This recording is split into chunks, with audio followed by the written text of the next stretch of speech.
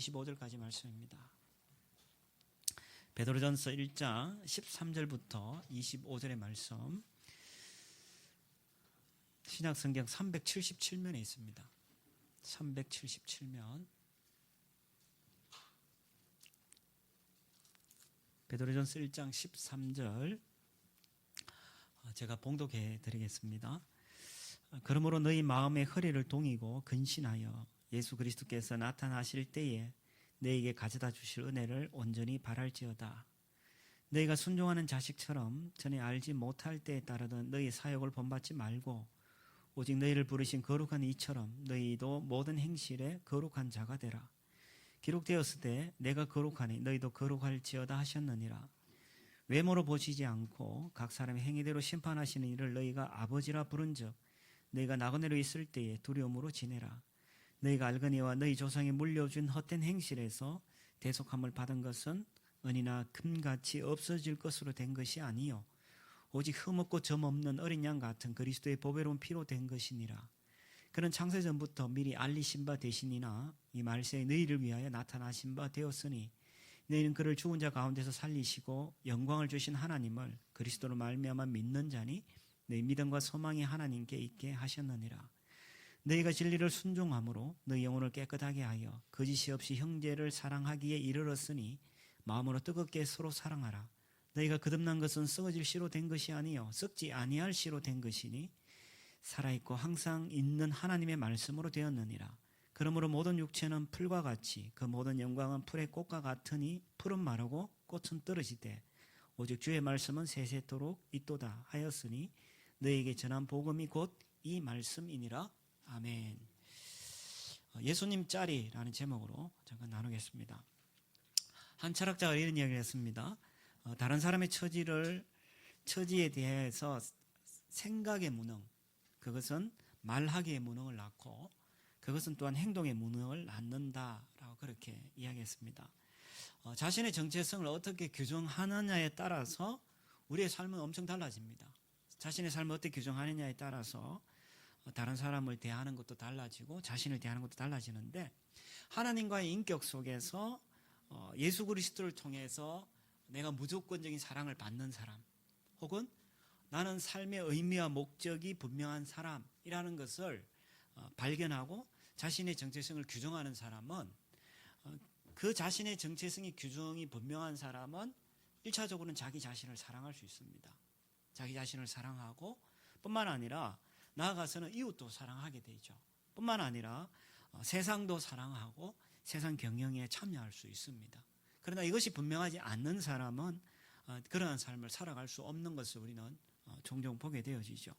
오늘 본문에서도 베드로는 하나님의 말씀으로 거듭난 신자들, 예수 그리스도를 말미암아 거듭난 신자들, 그것이 사실 우리의 정체성인데 거기에 합당한 삶이 어떤 삶인가에 대한 이야기를 오늘 말씀을 통해서 우리에게 전해주고 있습니다. 1장에서 우리가 앞에 전반부에서 거듭남으로 인하여서 이제 산 소망에 대해서 우리가 지난 시간에 살펴봤다라면, 오늘 13절부터 이어지는 후반부에서는 거듭남으로 인한 그 거룩함, 또 형제 사랑에 대한 이야기를 잠깐 살펴보도록 하겠습니다. 그래서 본문은 크게 세 부분을 나눠볼 텐데, 13절에서 16절까지는 거룩하게 살아라, 그리고 17절에서 21절까지는 두려움으로 지내라, 그리고 마지막 22절에서 25절까지는 형제를 사랑하라, 그렇게 세 부분을 나누어서 오늘 본문을 살펴보겠습니다. 자, 그러면 하나님께서 거듭난 신자, 저와 여러분을 향하여서 어떤 삶을 살아야 된다고 말씀하시는가? 첫 번째, 거룩하게 살아라 라고 그렇게 말씀합니다. 거룩하게 살아라 라고 그렇게 말합니다. 자, 먼저 13, 14절을 보면은, 13절을 먼저 보면은 이렇게 이야기합니다. 그러므로 이렇게 합니다. 그러므로 이렇게 시작하는데, 그러므로의 그 접속 관계를 봤을 때 앞에 있는 이야기의 어떤 결과에 해당되어지죠. 앞에 이야기에서 우리가 구원에 대한 이야기를 계속 나누었죠. 거듭남이라고 이야기할 수도 있는데, 그래서 거듭났다 혹은 구원받았다, 그러므로 너희는 마음의 허리를 동이고 근신하고 예수 그리스도 나타나실 때에 너희 가지고 있을 은혜를 온전히 바랄지어다 라고 이야기합니다. 먼저 우리가 구원받았기 때문에 우리가 해야 할 일은 먼저 그 은혜를 온전히 바라야 된다. 예수 그리스도께서 다시 오실 때, 나타나실 때란 말은 예수님이 이 땅에 다시 오실 때에 가져다 주실 은혜인데, 그 예수 그리스도의 재림을 우리가 기대하면서 그에 대한 소망을 가져라라고 이야기합니다. 7절에서는 구체적으로 그렇게 이야기하죠. 예수 그리스도께서 나타나실 때에 그렇게 이야기를 합니다. 그러면 은혜는 뭘까? 예수님이 가지고 오실 은혜는 뭘까? 그것은 지난 시간에 우리가 살펴봤던 4절에 이야기하는 썩지 않고 더럽지 않고 쇠하지 아니하는 유업, 또 하늘에 간직하신 유업을 이야기하고, 또 5절에서 이야기하는 나중에 예비된 구원, 그것을 바로 우리는 은혜라고 그렇게 이야기합니다. 그래서 참된 신자는 예수 그리스도께서 오실 때를 사모할 뿐만 아니라 예수 그리스도가 가지고 오실 그 완전한 구원, 그 은혜를 우리가 사모하며 살아가는 자다라고 그렇게 이야기한다는 거죠. 그래서 예수 그리스도가 이 땅에 오신다는 것에 대한 소망이 없다면 우리는 사실 이 땅 가운데 살아가는 삶이 그렇게 쉽지 않을 것 같아요. 그럼에도 불구하고 베드로는 예수님 반드시 이 땅에 오신다, 이 땅에 오실 거야 라고 이야기하면서 이 고통과 고난을 당하는 이 신자들을 향하여서 권면하고 있죠. 자, 그러면은 예수님이 이 땅에 다시 오실 것이다라는 것에 대한 소망이 있고 그 은혜를 바라는 사람들의 그 삶의 특징이 두 가지가 있는데 13절에 보면 그것을 설명을 합니다. 먼저 첫 번째는 마음의 허리를 동인다라고 이야기합니다. 마음의 허리를 동인다. 제가 이제 50대에 이제 접어들면서 저는 이제 나이 들었다는 생각을 안 했는데 옷을 입으면서 제가 그걸 느꼈어요. 요즘 청년들은 허리끈을 안 매더라고요. 물론 우리 공집사님도 허리끈 안 매시는 것 같더라고요. 젊으신 분 같은데 저는 허리끈을 안 매면 왠지 좀 허전한데, 여기서 우리가 허리끈을 왜 매냐라고 할 때 어릴 때 우리 이야기 있죠. 허리를 졸라 매라 라고 이런 것을 많이 우리가 이야기를 했던 것 같은데, 허리를 동인다, 허리를 졸라 맨다는 거는 어떤 일을 하기 위해서 이렇게 결단하고 결정하고 이렇게 막 이런 의미가 이 속에 담겨져 있는 것 같아요. 근데 마음의 허리를 동이라 라고 이렇게 되어 있는데, 출애굽기 12장에 보면은 6월절 그 식사를 할 때 먼저 허리에 끈을 묶고 띠를 띠고 양고기를 먹고 나물을 먹으면서 네가 출애굽할, 출을 이집트가 할 그 준비를 해라라고 이야기한단 말이에요. 그것이 어떤 의미입니까? 허리를 띠를 띈다는 것은 앞으로 일어날 일들을 두고 과제를 두고 뭔가 준비하고 결단하는 그런 모습을 보여주는데, 우리가 예수 그리스도께서 이 땅에 오신다는 것을 완전하게 알고 기대한다라면은 우리는 우리의 허리를 동이고 조금 더 결연하게 살아갈 수 있다라고 이야기를 한다는 거죠. 그것이 소망을 가진 자들의 첫 번째 삶의 모습이다라고 이야기합니다. 두 번째는 뭐냐면요, 예수님의 그 오심을 기다리고 은혜를 바라는 사람의 두 번째 특징은 근신한다라고 해요. 근신한다. 다른 번역을 찾아보면은 그 근신한다는 말은 술 취하지 말라라고 번역하고 있어요.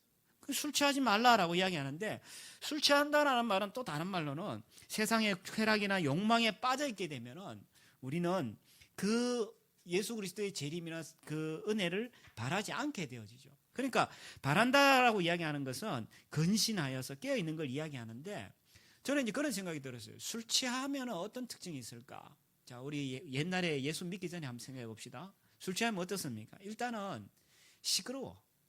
지금도 이제 홍대나 건대 앞에 가보면 저녁에 난리잖아요. 이 코로나 상황이도 난리잖아요. 일단 먹으면 시끄러워.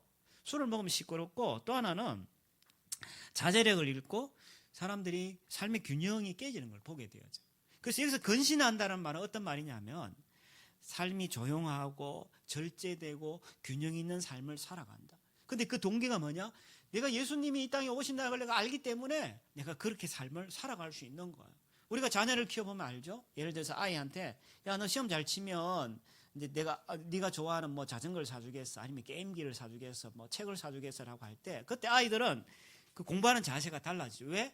내가 시험을 잘 치러서 부모님이 약속하는 그것을 내가 받기를 원하는 것. 마찬가지로 우리가 예수님이 이 땅에 오신다는 것에 대한 기대감, 그리고 나에게 주어질 완전한 그 구원에 대한 기대감, 아까 기도자도 기도하셨는데 하나님 나라에 대한 진짜 그 기대감이 있다라면은 우리는 이 땅에서의 삶을 헝청망청 자제력을 잃고 불균형적으로 살아갈 수 있는 삶이 아니라 그걸 정말 기대한다라면 우리는 조용하고 절제하고 균형 있는 삶, 그리고 뭔가 결연한 그런 삶을 살아갈 수 있음을 이야기한다는 거죠. 그래서 지금 고난이 당하고 어려움이 있기 때문에 베드로 이 편지를 받는 사람들은 삶을 그냥 막 살아갈 수 있는 그런 형편이었단 말이에요. 그럼에도 불구하고 베드로 뭐라 그러냐면, 야, 예수님 다시 오셔.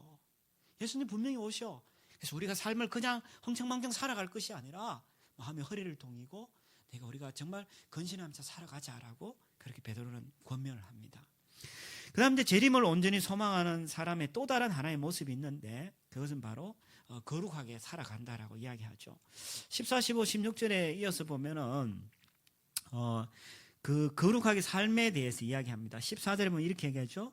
순종하는 자식처럼 전에는 알지 못한 때에 따르는 사욕을 본받지 말고 너희를 부르신 거룩한 이처럼, 이 거룩한 이는 하나님이죠.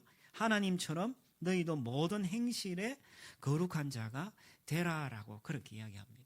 그래서 우리가 거룩하게 살아가기를 주님은 원하시는데, 그렇게 살아가는 삶의 구체적인 모습이 어떠냐? 14절에 먼저 옛날에 따르던 사욕을 본받지 마라. 이 사욕이란 말은 과거에 따르던 잘못된 어떤 삶의 습관들, 모습들, 이런 것들을 우리가 본받지 말아라고 이야기합니다. 그것이 뭐냐? 거룩한 삶의 구체적인 모습이다라고 이야기합니다. 그것은 조금 소극적인 거고, 조금 더 적극적으로는 15절에 보니까, 14절 15절에 보니까 순종하는 자식처럼, 또 15절에 너희를 부르신 이처럼 너희가 거룩한 자가 되는 거다라고 그렇게 이야기하죠. 그래서 조금 더 소극적으로는 과거의 그 옛 모습을 따라서 살지 않도록 하는 것이고, 좀 더 적극적으로는 하나님 아버지를 닮아서 우리가 뭔가 좀 구별되게 살아가는 삶이다라고 그렇게 이야기하는 거예요. 지금 우리가 많이 듣는 소리 중에 하나가, 야, 예수 믿는 거나 안 믿는 거나 똑같네. 예수 믿는 거나 안 믿는 거나 딱 하나 다른 거. 그게 이제 옛날에는 교회 가는 건데 요새는 교회를 안 가니까 이제는 더 구분이 안 되는 거야. 왜? 다 집에서 예배 드리니까 예수 믿는 거나 안 믿는 거나 차이가 하나도 없는 거예요. 옛날은 교회 가는 거로 그래도 이렇게 구별이 되었는데, 여기서 거룩하다는 것은 예배, 우리가 이야기하는 이 제사로서의 예배뿐만 아니라 삶의 자리에서 거룩한 삶으로, 구별된 삶으로 살아가는 것을 의미하죠. 그래서 16절에 보면은 레위기의 말씀을 인용하면서 내가 거룩하니, 하나님이죠. 내가 거룩하니 너희도 거룩할지어다라고 이야기합니다. 질문합니다. 내가 왜 거룩해야 됩니까? 아무 이유가 없어. 하나님이 거룩하기 때문에. 하나님이 누군데요? 하나님이 우리 아버지야. 아버지이기 때문에 그냥 거룩하게 우리가 살아가야 됨을 이야기하죠. 요한일서 3장 3절에 보면 이렇게 이야기합니다. 하나님 말씀 봅시다. 누구든지 그분을 향해 이 소망을 가진 사람, 그러니까 이 소망이라는 것은 아까와 같은 맥락이죠. 그분께서 정결하신 것처럼 자신을 정결하게 합니다. 자신을 거룩하게 한 것처럼 자신을 거룩하게 합니다. 우리가 왜 거룩해야 됩니까? 우리는 하나님을 믿는 사람, 또 하나님을 우리가 따르는 사람이기 때문에 우리는 거룩한 자다라고 이야기하는 거죠. 여러분 혹시 그런 거 경험하셨나요? 아이들이 이렇게, 아니면 여러분들이 어떤 좋아하는 사람이 있으면 그 사람을 자꾸 닮고 싶어 해. 예를 들면 뭐 옷도 그 사람 따라 입고 싶어 하고, 뭐 액세서리도 그 사람 같이 하고 싶어 하고. 우리 청소년들은 막 유명한 연예인이 있으면 막 걔들 따라서 막 정신을 못 차리잖아요. 그것만 그렇습니까? 그렇지 않아요. 자기가 진짜 좋아하고 존경하는 사람이 있으면 그 사람을 자꾸 이렇게 따라하게 돼요. 이제 목사들 같은 경우에는 지금은 그런 사람이 별로 없습니다만, 초창기에 조용기 목사님이 이제 굉장히 유명하셨잖아요. 그래서 신학생들 중에 막 조용기 목사님 목소리를 따라하는 사람이 있어요. 네 죄를 칭함이 심해야 이렇게 막. 근데 왜 그러냐 그러면 닮고 싶은 거예요. 왜? 자기가 좋으니까. 닮고 싶어, 좋아하고 싶어 하는, 요즘은 젊은 사람 절대 그러지 않아요. 그런데 우리가 하나님을 정말 아버지로 여기고 하나님을 정말 좋아한다라면 그분을 닮아가는 게, 왜 닮아야 됩니까? 왜 그렇게 해야 됩니까? 아무 이유가 없어.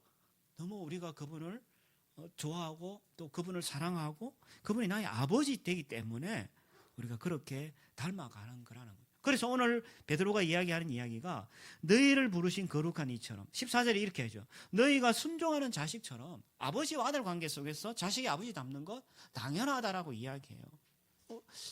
여러분 이제 가끔씩 그런 게 놀랄 수도 있는데, 자기 아버지의 그 어떤 모습들이, 어떤 분이 이렇게 하나 아버지 저런 모습 닮고 싶지 않아. 근데 나이가 들어보면은 자기가 아버지 닮아 있어. 혹시 그런 거 기억 못 하나요? 자기 엄마의 모습, 나는 우리 엄마 닮기 싫어. 근데 딸이 커보면 엄마하고 닮아 있어. 왜? 그럼 모르게 그렇게 닮아가는 거야. 우리가 하나님의 자녀이기 때문에 우리 아버지를 그렇게 닮아간다는 거죠. 플로이드 맥클랑이라는 저자가 하나님의 아버지란 마음이란 책에서 그는 이런 이야기합니다. 하나님 우리 아버지인데 사람들은 근데 그 의미를 잘 모르고 혹은 자신에게 상처를 준 육신의 아버지와 하나님을 아버지와 동일시 여겨서 많은 사람들은 영적 고아처럼 살아가는 사람들이 있다는 거예요. 그러니까 왜 하나님 아버지를 닮아가지 않냐라고 할 때 하나님에 대해서 잘 모르기 때문에 하나님의 나의 아버지라는 걸 모르기 때문에 내가 고아야. 고아는 닮아갈 사는 아버지가 없는 거야. 그러니까 삶이 그렇게 엉망이 되어버린다라고 이야기하는 거예요. 그러면서 그는 더 이야기합니다. 사랑받기 원하면서도 선뜻 하나님 품에 안기지 못하고 주변만 서성대기 때문에 당연히 하나님을 닮아가는 삶의 변화 이런 건 있을 수가 없는 거예요. 그러나 하나님이 나의 아버지라고 분명히 규정되어지고 하나님의 아버지에 대해서 내가 분명히 내 가운데 발견되어지면 나는 나도 모르게 아버지를 닮아가고 아버지를 따라 살아가게 되어진다라고 이야기한다는 거예요. 그런데 우리는 그 하나님 아버지의 자녀라고 분명히 성경에서 이야기한단 말이에요. 그렇기 때문에 왜 거룩해야 됩니까? 하나님 우리 아버지야. 아버지이기 때문에 나는 자연스럽게 그냥 아버지를 닮아가는 거예요. 그래서 오늘 베드로가 하는 얘기가 우리가 정말 하나님의 자녀라면 순종하는 자식처럼 거룩하게 되어야 되는 것 너무나 당연하다라고 그렇게 이야기한다는 거죠. 그 다음 두 번째, 그릇만 신자가 어떤 삶을 살아야 한다고 말하느냐 하면요. 첫 번째는 거룩하게 살아라 라고 했다면 두 번째는 두려움으로 지내라 라고 이야기합니다. 한번 따라해 볼까요? 두려움으로 지내라. 두려움으로 지내라. 17절에 보면은 베드로는 이어서 이렇게 이야기합니다. 외모로 보시지 않고 각 사람의 행위대로 심판하시는 이게 하나님이죠. 하나님을 너희가 아버지라 부른죠. 그러니까 우리가 아버지에 대해서 이제 또 다른 모습이 보이죠. 아버지라 부른죠. 너희가 나그네로 있을 때에 두려움으로 지내라라고 이야기합니다. 여기서 이제 우리가 발견할 수 있는 것이 나그네라는 삶은 언젠가는 끝이 있다는 거죠. 그죠? 끝이 있어요. 나그네 삶은 분명히 끝이 있습니다. 그것이 언제가 될지 모르지만 끝이 있는데 또 하나 우리가 알아야 될 것은 끝이 있을 뿐만 아니라 그 끝이 있는 삶의 심판이 있다 그래요. 그러니까 끝만 있는 것이 아니라 그 삶의 심판도 있다라고 설명을 한다는 거예요. 그런데 그 심판을 하시는 하나님은 우리 아버지면서 동시에 공정한 재판자 되신다라고 그렇게 설명을 합니다. 제가 보니까 지금 꺼진 것 같은데 됐나요? 예. 거기 보면은 고린도후서 5장 10절을 한번 보면요. 고린도후서 5장 10절을 보면은 우리 모두가 그리스도 심판대 앞에 드러나야 하기 때문입니다. 그 결과 각기 선악간에 몸으로 행한 것에 대해서 보응을 받게 될 겁니다. 그러니까 사람들이 원튼 원치 않든 믿든 믿지 않든 상관없이 모든 사람은 하나님의 심판대 앞에 서게 될 거다. 서게 되어 있는데 그때 우리는 선악간에 분명히 우리가 하나님 앞에 심판을 받게 될 거다. 그렇기 때문에 우리가 이 땅 가운데 살아갈 때에 우리가 두려운 마음으로 살아가야 될 필요가 있다라고 베드로는 설명을 한다는 거죠. 그러면 이제 우리가 이런 질문이 생기는 거예요. 그러면은 두렵네요. 그 두려움이 공포와 불안입니까? 그 두려움이 막 공포와 불안한 마음으로 우리가 살아가는 겁니까? 신자들은 사실은 공포와 불안의 어떤 두려움이 아니라 똑같은 두려움이지만 공포와 불안의 두려움이 아니라 하나님을 아버지로 믿기 때문에 아버지에 대한 경외심, 존경감, 그리고 사랑함과 같은 것에 대한 두려움이라고 이야기할 수 있는 거죠. 만약에 우리가 이 공포와 불안을 느낀다면 우리는 복음에 대해서 아직까지 정확하게 알지 못하는 사람이에요. 왜요? 이런 거예요. 내가 만약에 이런 마음이 들었어. 오늘 내가 교회 나오는데 교회를 만약에 못 가게 되었어. 내 내면 가운데 이런 두려움이 생겨. 혹시나 내가 하는 일이 잘 안 되면 어떡하지? 혹시 내가 몸이 아프면 어떡하지? 이거는 불안과 두려움이죠. 근데 그것은 복음을 정확하게 모르고 하나님을 나의 아버지로 모르는 종교의 작동 원리인 거예요. 그럼 다르게 이야기해 볼까요? 그럼 내가 오늘 예배 잘 드리고 내가 하나님 앞에 잘 하면 하나님 나 복 주시나? 그렇지 않다는 거예요. 이미 우리는 예수 그리스도 안에서 이 문제에 대해서 이미 다 해결함을 받은 자들인 거예요. 예수 그리스도 안에서 이미 우리는 하나님 앞에 충분히 용납받았고 하나님 앞에 충분히 우리는 사랑받는 자로 규정되었기 때문에 내가 뭔가를 해야 하나님 앞에 얻어내고 하지 않으면 하나님 나 벌 주신다 이런 두려움이 아니라 내가 하나님 너무 사랑해, 존경해, 공경해, 경외해 그런 상황에서의 두려움이라고 이야기할 수 있다는 거죠. 그렇다면 이 복음과 종교는 엄청난 차이가 있는 거예요. 동기에서 엄청난 차이가 있는 거죠.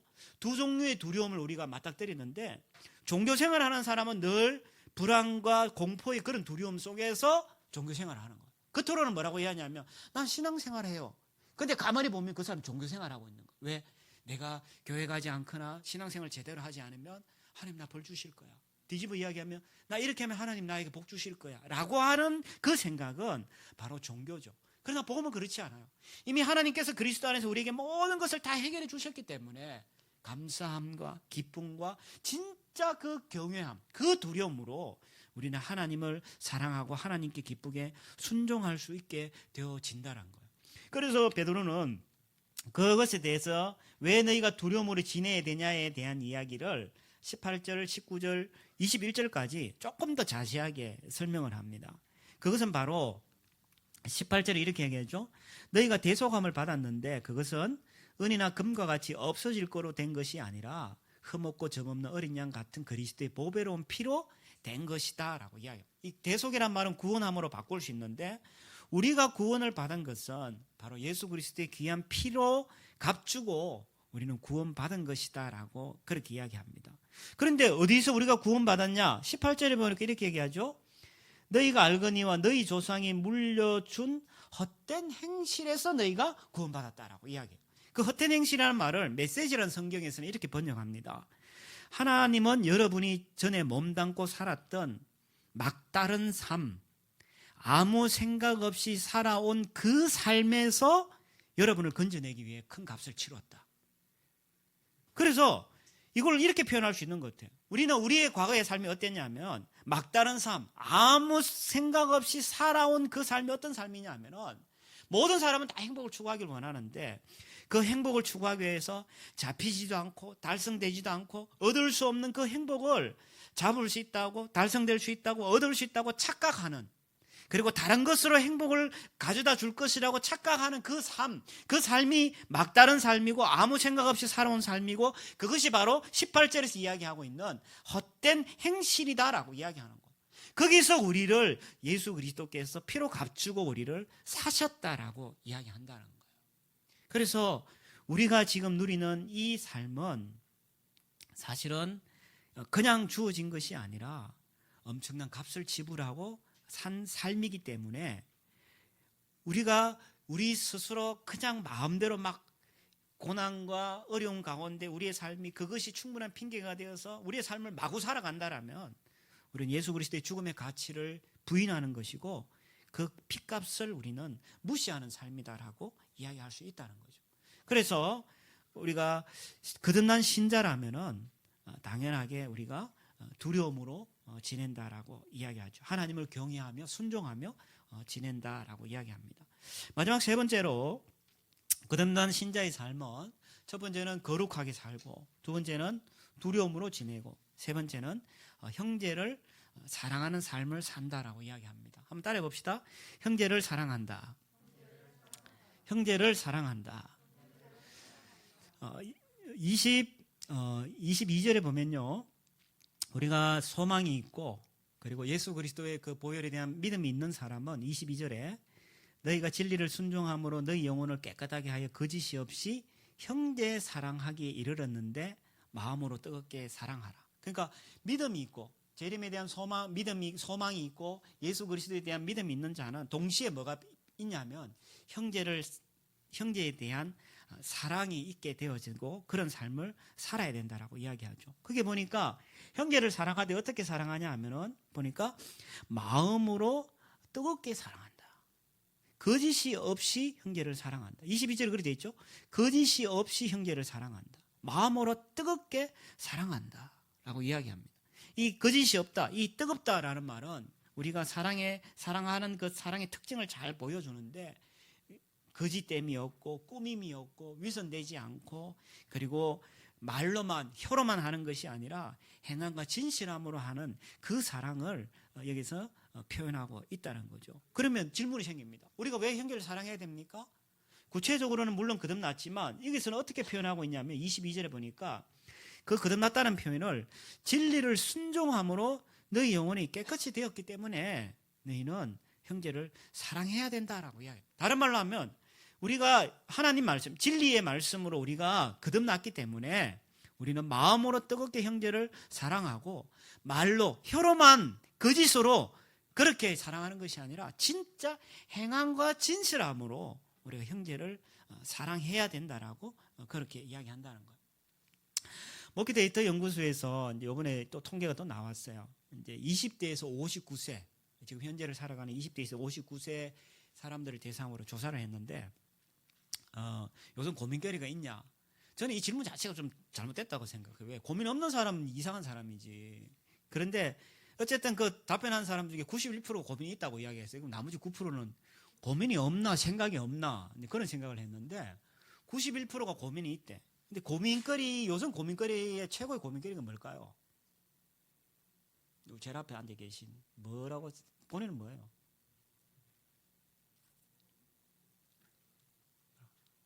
네, 아무튼 그거. 네. 근데 아마 여기서 의도적으로 20대에서 59세 그 나이를 묶어서 아마 그 이상은 아마 안 물었던 것 같은데 지금 20대에서 59세란 말은 지금 한창 경제활동을 하고 활발한 사람들 아마 대상으로 조사를 한 것 같아요. 근데 첫 번째가 뭐냐면 경제 문제. 그리고 두 번째는 제가 놀랐어요. 두 번째가 노후 문제. 그리고 세 번째가 건강이에요. 그래서 이런 고민거리들을 사람들이 다 안고 있는데 문제는 뭐냐면 이 고민거리로 인하여서 사람들이 스트레스를 받는데 그 스트레스로 드러난 증상이 세 가지인데 첫 번째가 무기력함인 거예요. 그래서 제가 요즘 이 데이터를 보면서 정말 마음이 너무 아팠어요. 사람들이 스트레스를 받는데 그게 무기력함으로 드러나는구나. 또 하나는 수면장애로 드러나는 거예요. 제가 알기로는 우리 교회에도 수면장애 앓고 계신 분들, 약을 드시고 주무시는 분들이 꽤 있는 걸로 제가 알고 있는데 참 안타까운 일이죠. 그리고 세 번째가 뭐냐 하면은 짜증이나 분노 등의 그 감정 조절의 어려움, 우리 쉽게 이야기하는 분노 조절 장애 같은 그런 것들이 스트레스로 사람들에게 드러난다라고 이야기하는 거예요. 이게 지금 20대에서 59세, 20대에서 60세 전 그 정말 활발한 경제 활동을 하고 그 활발한 사람들이 갖는 고민과 스트레스와 증상이라고 이야기를 하는데 참 그 통계를 보면서 이런 상황에서 사랑하라 하는 게 말이 될까? 그런 질문을 제 스스로에게 던졌어요. 알렉산더 버트얀이라는 빅터 프랭클 연구소 창립자인데 이분이 이제 무관심의 시대라는 책에서 이런 이야기합니다. 부제를 이렇게 붙이고 있는데 우리는 왜 냉정해지기를 강요받는가? 우리가 지금 사는 시대가 굉장히 풍요로운 시대인데 지난 수십 년간 걸쳐서 연구를 해온 결과 물론 이제 코로나 전의 이야기겠죠.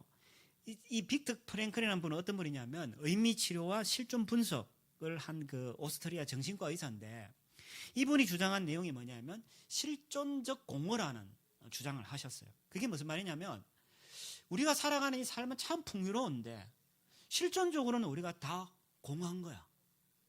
삶이 굉장히 풍요롭고 막 굉장히 그한데 실존적으로는 우리가 공허하다라고. 근데 그것이 어떤 한 지역에만의 현상이 아니라 이 전 세계에 그것이 점점 확산되어져 가고 있다라고 이야기한다는 거. 그래서 사람들이 이런 실존적 공허에 빠지니까 체념을 하게 되는 거예요. 아까 이야기했던 무기력감 같은 체념을 하게 되는데 체념을 하게 되면 드러나는 두 가지 특징이 있는데 하나는 뭐냐면 자기 행복에만 눈이 먼 거예요. 내가 행복해야 돼. 자기 행복에만 눈이 멀죠. 그리고 또 다른 하나의 특징은 다른 사람의 고통과 아픔과 다른 사람의 시련에 대해서는 눈을 감게 되어진다는 거예요. 그것이 체념으로 인하여서 벌어진 하나의 결과인데 그럼 체념은 왜 생겨나냐?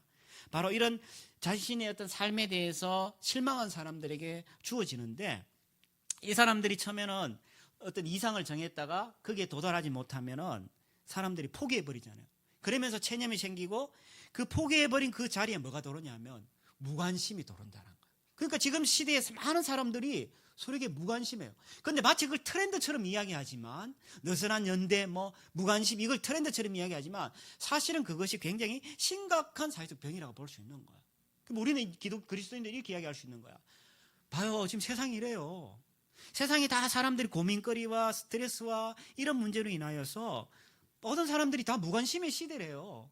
우리가 좀 무관심하게 살아갈 수 있잖아요, 서로.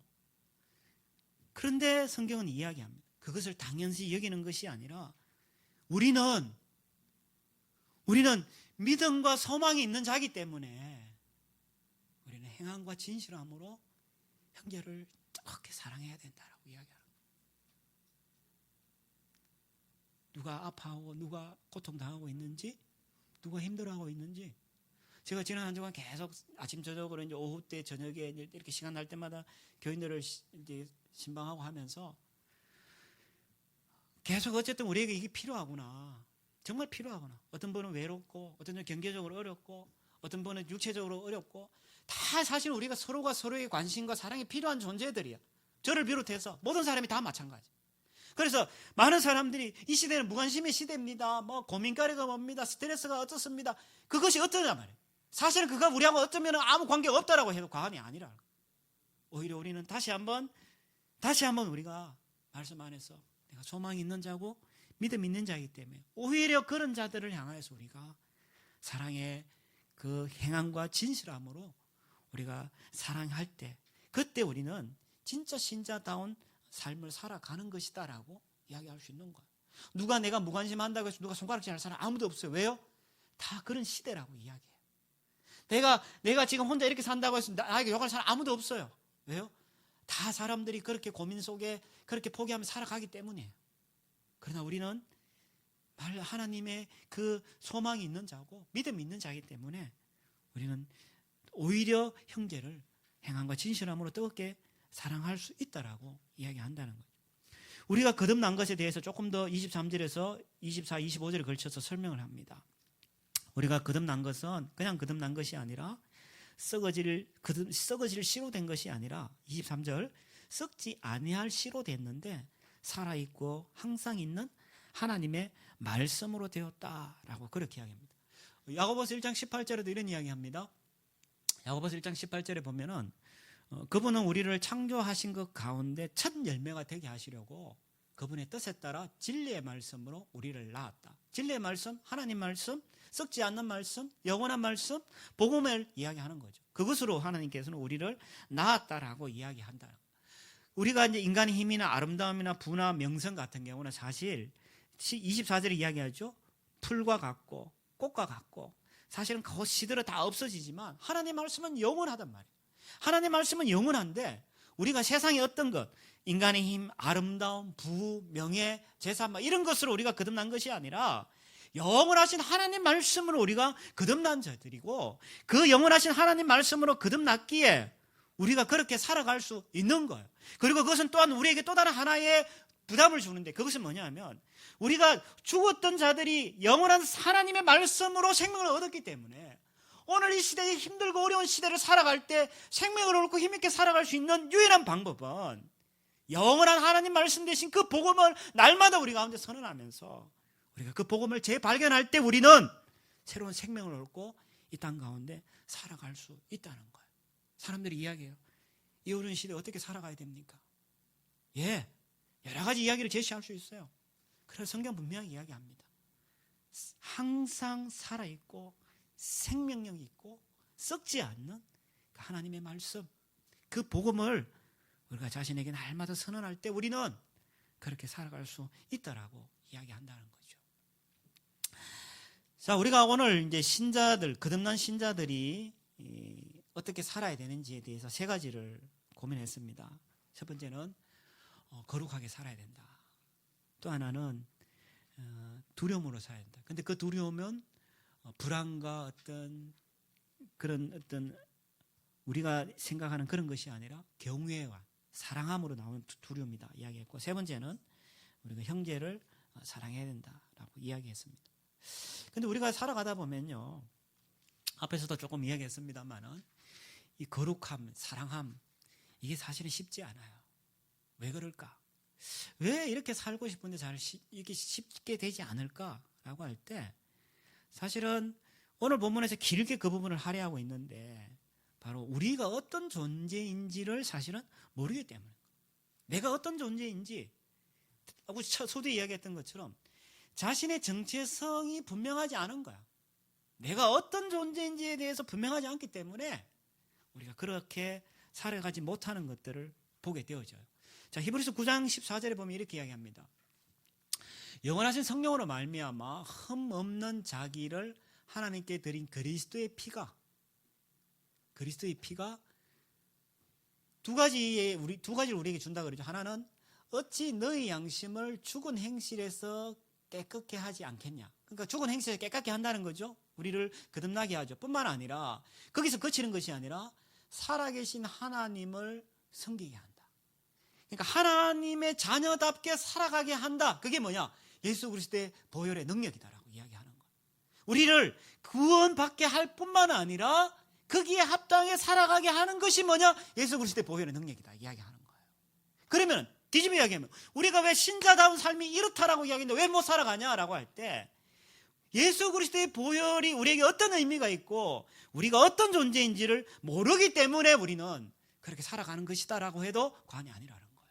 자, 그러면은 조금 더 우리가 자세히 살펴봅시다. 18절로 다시 돌아가서 우리가 대속함을 받은 것은 헛된 행실에서 대속함을 받았죠. 대속함이란 말은 언제 사용하는 단어냐면요, 노예나 포로를 잡았을 때 그들에게 자유함을 주기 위해서 어떤 대가를 지불했어요.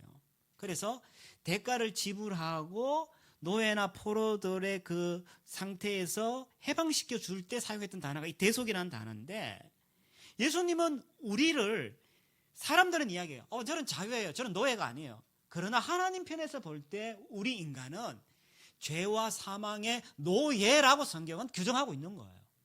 그래서 죄와 사망의 노예로 있는 우리를 예수 그리스도의 그 피로 값을 지불하시고 우리를 해방시키신 거야. 바울은 뭐라고 이야기하고 있냐면요, 디도서 3장 이렇게 이야기합니다. 우리는 전에 어리석었고 순종하지 않았고 속임을 당했고 온갖 정욕과 쾌락의 종노릇했고 악독과 질투 속에 살았고 가증스러웠고 서로 미워했고 이런 삶을 살아가던, 왜 그랬냐? 죄와 사망의 종노릇했던 삶의 모습이었던 거지. 근데 그때 예수 그리스도께서 피로 값을 지불하시고 우리를 거기서 해방하셨다라고 이야기하는 거예요. 우리가 받은 이 구원은요, 값없이 받은 거예요. 그러나 여러분 기억하셔야 돼요. 우리가 받은 이 값없는 구원은 값없는 구원으로 받았지만 그것을 주기 위해서 예수님은 값비싼 대가를 지불하셨어요. 자기 생명을 대가로 지불하셔서 우리로 하여금 값없이 구원을 받게 하셨어요. 그래서 묻습니다. 우리가 누굽니까? 우리는 예수님 짤이에요. 이제 그렇게 이야기하죠. 제가 이제 핸드폰이 있는데 핸드폰 이거 얼마짜리입니까? 50만 원짜리입니다. 30만 원짜리입니다. 그럼 옷 이거 얼마짜리예요? 이건 몇만 원짜리입니다. 어떤 사람 좋은 차 타고 다녀요. 얼마짜리입니까? 몇 억입니다. 명품을 왜 끌고 다닙니까? 명품을 끌고 다니면서, 명품을 입고 다니면서, 명품을 차고 다니면서 그것이 자신의 가치와 그것이 결정되어진다고 생각하잖아요. 명품을 거치고 다니면 사람들이 자신을 명품으로 볼 거라고 생각하잖아요. 우리도 명품을 거친 사람 보면 명품으로 본다고 생각하잖아요. 진짜 그것이 그 사람의 가치를 결정합니까? 그렇지 않다라는 거예요. 우리의 가치는 그런 것으로 결정되어지는 것이 아니라 이미 우리는 오늘 본문에 이야기한 것처럼 19절에 흠도 없고 점도 없는 어린 양 같은 예수 그리스도의 보배로 값주고 사준 예수님 짤이라고 이야기하는 거예요. 저와 여러분은 그냥 그런 존재가 아니라 예수님의 피값이 지불된, 그저 몇십억짜리가 아니라 예수님의 피값이 지불된, 값으로 환산할 수 없는 그는 예수님 짤이라고 이야기한다는 거예요. 우리가 계속 우리 자신을 향하여서 기억하고 되뇌어야 될 게 뭐냐면, 내가 삶을 살아야 되겠다, 더 노력하고 더 애쓰고 애써서 내가 거룩하게 되고 사랑할 수 있는 것이 아니라 내가 누군지를 분명히 아는 것이 중요한 거예요. 나는 예수님 짤이에요. 그냥 어쩌다 생긴 것이 아니라 예수님께서 피로 값주고 우리를 이 땅에 존재케 하신 자라고 이야기하는 거예요. 여러분 한번 생각해 보세요. 내가 입은 옷이 예를 들어서 몇 천만 원짜리 옷이라 합시다. 그 옷을 입고 내가 막 운동장에 먼지 펄펄 일으키면서 뛰어다니겠습니까?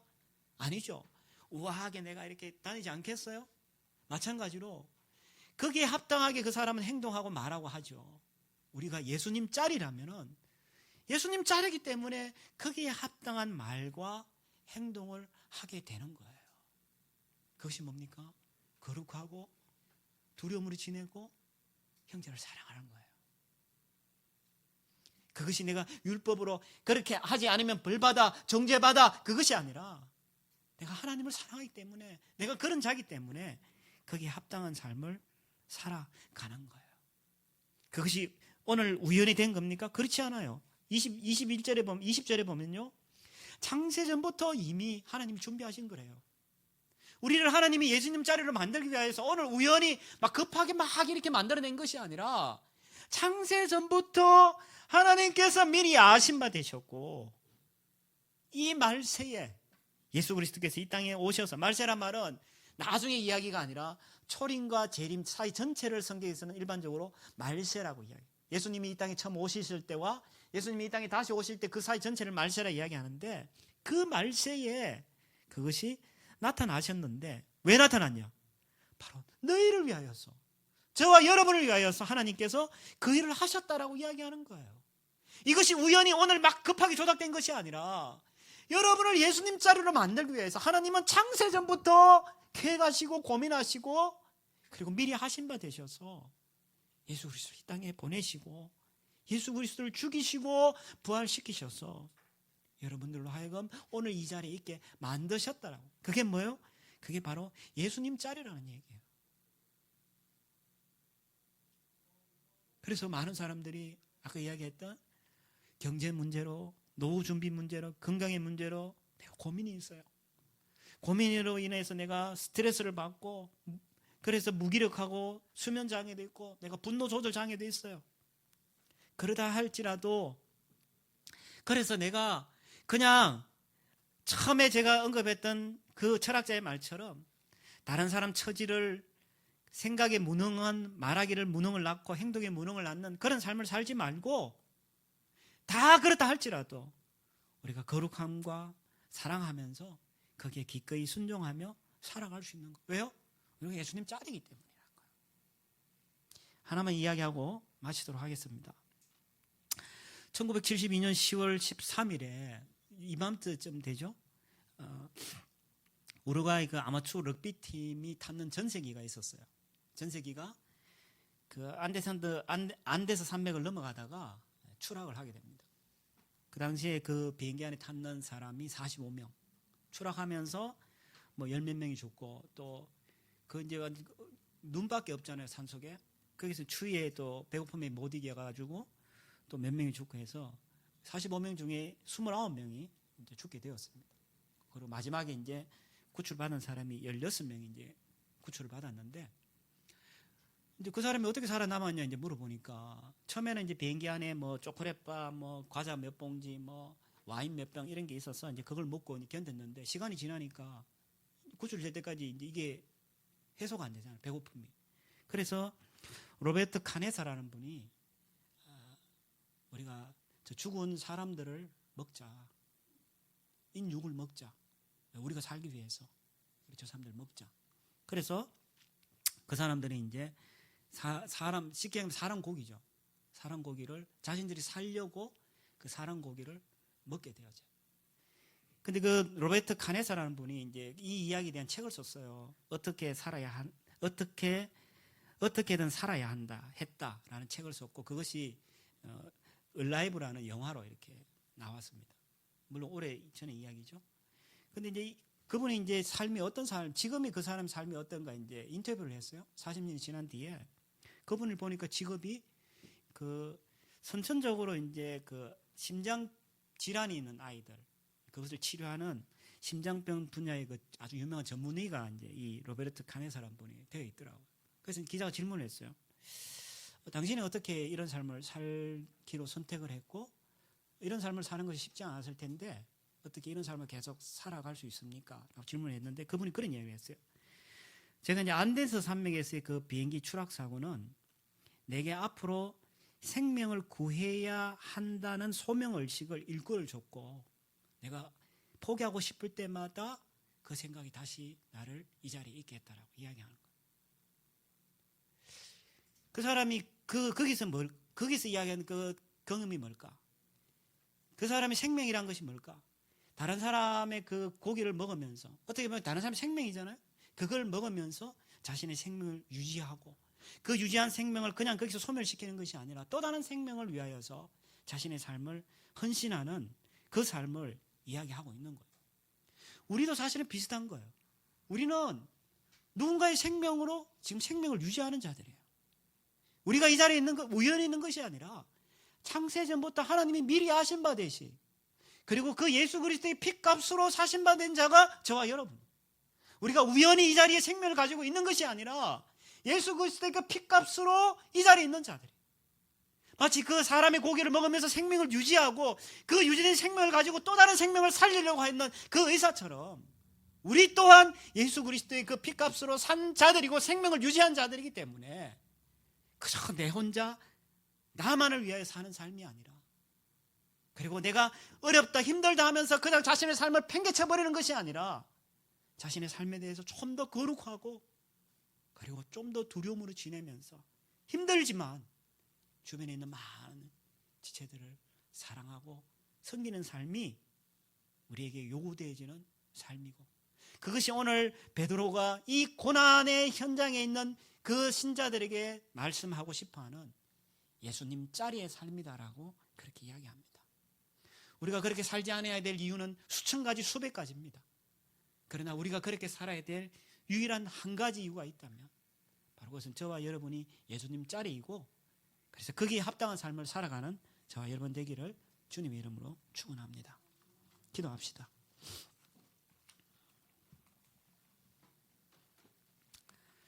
오늘 주셨던 말씀 생각하면서 이 시간에 같이 기도합시다. 회개할 것들 또 여러분들이 믿어야 될 것들 또 결단해야 될 것들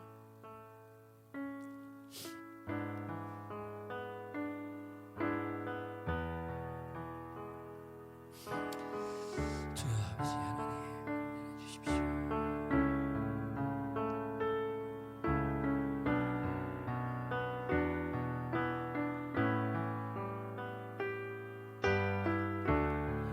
하나님께서 되시고 주여 되시고 주옵소서.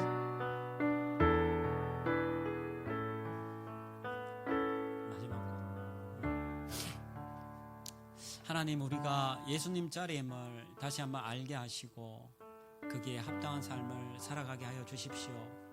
남들은 다 이렇다 저렇다 이야기를 하며 핑계를 대지만 우리가 예수님 자리이기에 거룩하게 살고 또 두려움으로 지내고 서로 사랑하며 살아가게 하여 주시옵소서. 예수님 이름으로 기도합니다. 아멘. 우리 이 시간에 찬양 드릴까요? 은혜 하나님의 오직 예수뿐이네.